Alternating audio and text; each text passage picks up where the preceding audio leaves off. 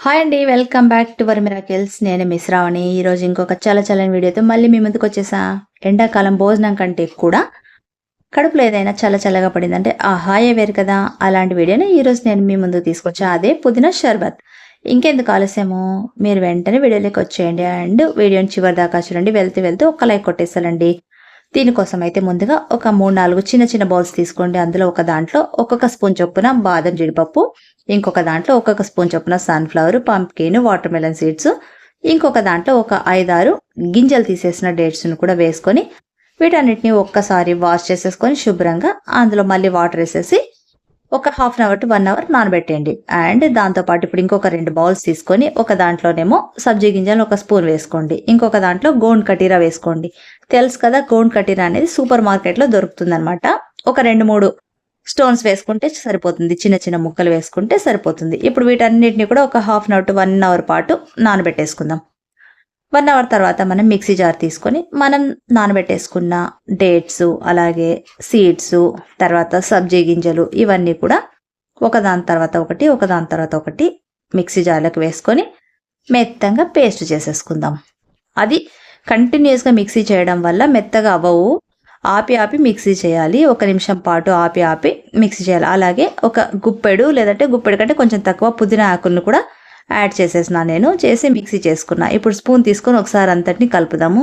చూడండి, ఇంకా మెత్తగా అవ్వలేదు కదా, కాబట్టి మళ్ళీ చేసుకోవాల్సింది మనం. అందుకే ఆపి చేయాలి. ఇప్పుడు ఇందులోకి ఒక గ్లాసు వరకు చికెన్ పాలు వేసుకుంటున్నాను నేను. మీరు ఇంకా కొంచెం షర్బత్ ఎక్కువ కావాలంటే ఇంకొంచెం పాలు ఎక్కువగా యాడ్ చేసుకోవచ్చు అనమాట. ఇప్పుడు ఒకసారి మళ్ళీ స్పూన్తో కలిపేసి అంతా మళ్ళీ ఒకసారి మిక్సీ వేసేసుకుందాము. సాఫ్ట్గా రావాలి, బాగా స్మూత్గా సాఫ్ట్గా రావాలా. ఇప్పుడు దీని అంతా కలిసి ఒక మిక్సింగ్ బౌల్లోకి ట్రాన్స్ఫర్ చేసేసుకుంటున్నాను నేను. తర్వాత మనం నానబెట్టి పట్టుకున్నాం కదా గోండ్ కటీరా, అది చూడండి జెల్ లాగా కప్పు నిండుకోయింది. మనం వేసుకున్న 3 స్టోన్స్కే ఎంత అయింది కదా. సో ఇప్పుడు దీన్ని కూడా ఈ షర్బత్లో నేను యాడ్ చేస్తున్నాను. వాటర్తో సహా యాడ్ చేసేస్తున్నాను. ఒకసారి అంతా మళ్ళీ స్పూన్తో కలిపేసుకుందాము. తర్వాత దీన్ని పక్కన పెట్టేసుకుందాం.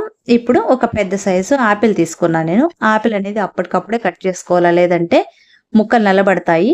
ఒకవేళ మీకు ఇంకా టైము పడుతుంది వేసుకోవాల్సి రావడం అన్నప్పుడు ఉప్పు నీళ్ళలో కొంచెం వేసినట్టయితే ముక్కలు అనేవి నల్లబడవు. ఇప్పుడు వీటిని కూడా వీలైనంత సన్నగా కట్ చేసుకొని ముక్కలు ఈ షర్బత్లోకి మనము యాడ్ చేసేసుకుందాం.